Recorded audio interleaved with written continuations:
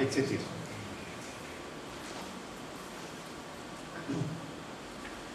Donc, nous voyons comment, ici, l'Église, finalement, cautionne également des rites relatifs au cochon, à Saint-Antoine, et comment, au fond, tout ce contexte très carnavalesque se retrouve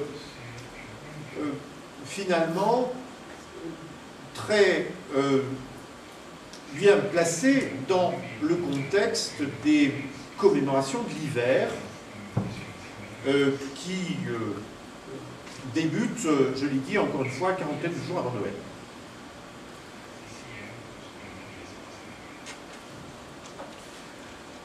On peut encore ajouter un élément à cette tradition, et c'est en Italie qu'il faudrait aller le chercher. On raconte en effet dans toute l'Italie un conte à propos de Saint-Antoine qui en fait un héritier direct d'une célèbre figure de la mythologie. Je veux parler de Prométhée. Dans ce conte, on raconte en effet comment Saint-Antoine est allé voler le feu en enfer. Il a... alors tantôt, il y a plusieurs variantes dans le conte. Tantôt c'est le cochon qui l'accompagne, parce qu'il est toujours accompagné de son cochon. Et le feu de l'enfer, c'est en quelque sorte attaché à la queue du cochon. Et Saint-Antoine est revenu avec ce cochon, et puis sa queue enflammée, n'est-ce pas, chez les hommes. Et c'est ainsi qu'il a donné le feu aux hommes. Parfois, c'est plus compliqué que ça. C'est tout simplement avec son bâton que Saint-Antoine est allé récupérer le feu. Alors, comment est-ce que ça s'est passé? Eh bien, Saint-Antoine avait un bâton d'une certaine substance. C'était une tige d'une plante appelée la férule. Alors, la férule, c'est une sorte de plante creuse, un peu comme le fenouil, si vous voulez. C'est une tige creuse qui possède à l'intérieur une sorte de substance incandescente. Lorsqu'on met le feu à l'intérieur, eh bien, ce feu se conserve, c'est-à-dire que ça ne brûle pas. Et on dit que dans la mythologie, c'est à travers une tige de férule, donc de fenouil peut-être, que Prométhée a mis le feu qu'il est allé voler aux dieux.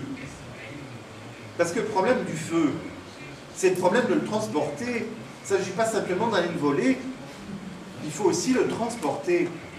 Et il y a une petite partie du mythe de Prométhée qu'on oublie très, très souvent de signaler, qui est le fait que Prométhée avait besoin d'un instrument spécial pour conserver le feu et l'emmener sur la terre, parce que vous imaginez, le ciel c'est quand même loin, et puis en voyageant avec le feu,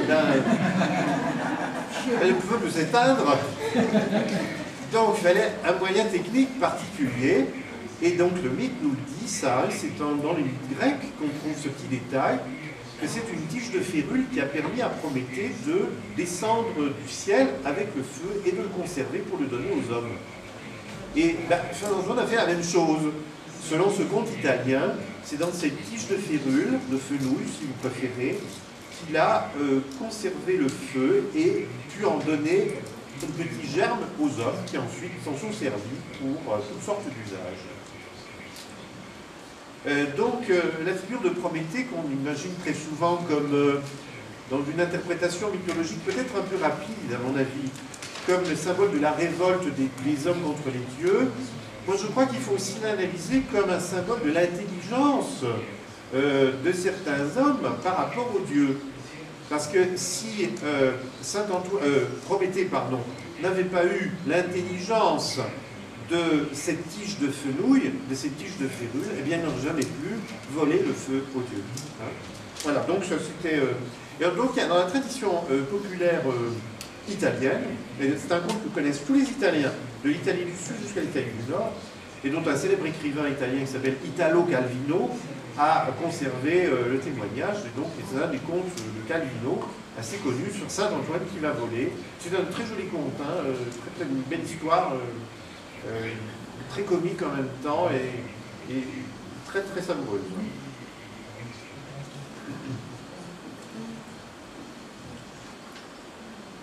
Alors il faudrait encore rappeler quelque chose à propos de Saint-Antoine, je vais finir sur ce détail. C'est l'importance des clochettes, qui sont très souvent associées aux fêtes de Saint-Antoine, soit qu'on les mette au cou des cochons, soit que justement dans l'iconographie, je vous montrerai les exemples demain, le cochon de Saint-Antoine, il a une cloche autour du cou. Et parfois la même cloche se trouve sur le bâton de Saint-Antoine. Et cela renvoie également aux rites musicaux associés à la fête de Saint-Antoine. Alors vous allez voir, c'est parfois un tintamarre assez assourdissant qu'on entend. Et on a parfois associé ce bruit très très assourdissant des fêtes de la musique jouée le jour de la Saint-Antoine au grognement du cochon, justement, et à un instrument de musique qui se nomme en espagnol, je crois, quelque chose comme rumbón, je ne sais pas si je prononce correctement, c'est ce qu'on appelle le rhombe, R-H-O-M-B-E. Rundun dans la province de Santander et rumbón dans la province de Murcie. C'est également un instrument qui est associé aux morts, c'est-à-dire aux fêtes des morts, en honneur des morts. Et le bruit de ce rumbón, on va voir si on en voit dans le film tout à l'heure, n'est pas dans tous les rites, hein. Dans certaines régions, plus particulièrement, cet instrument donc de musique plutôt funéraire un petit peu, mais en même temps festif,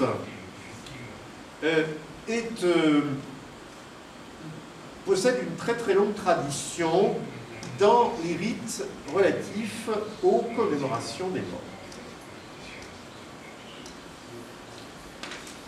Donc je vais conclure ici ma présentation sur Saint-Antoine, et vous avez vu comment j'ai essayé de voir non pas comment les textes hagiographiques avaient produit les rites, parce que je crois que c'est pas comme ça que ça s'est passé, mais comment des rites populaires d'origine totalement païenne ont été mis en dialogue avec des traditions savantes de textes commémorant un saint